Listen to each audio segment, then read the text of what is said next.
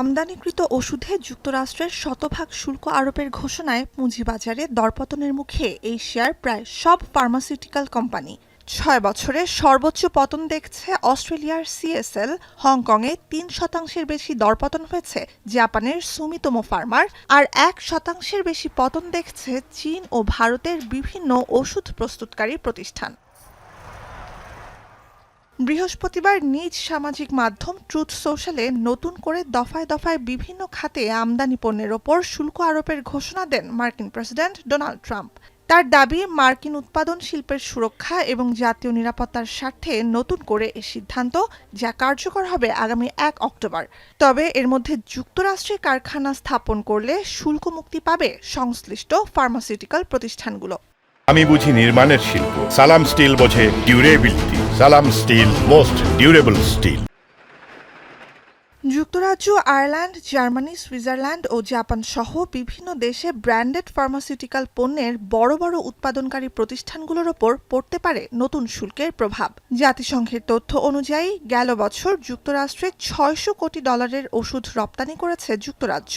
যুক্তরাষ্ট্রে ইতালির ফার্মাসিউটিক্যাল পণ্যের বাজার পৌঁছেছে ১,০০০ কোটি ইউরোতে। এছাড়া ভারতীয় ওষুধ প্রস্তুতকারী প্রতিষ্ঠানগুলোর সবচেয়ে বড় বাজার যুক্তরাষ্ট্র।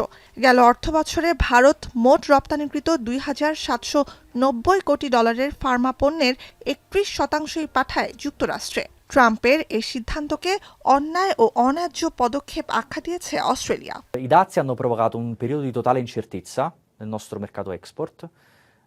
L'incertezza è stata tale che abbiamo avuto un crollo degli ordini negli ultimi 3-4 mesi, in particolare verso il mercato americano. Obviously, we've been aware of the administration's intention to take action against pharmaceutical imports into America, and we've been engaging with them and making the case why we should continue with the tariff-free trade that has characterised US-Australian relations for more than 20 years.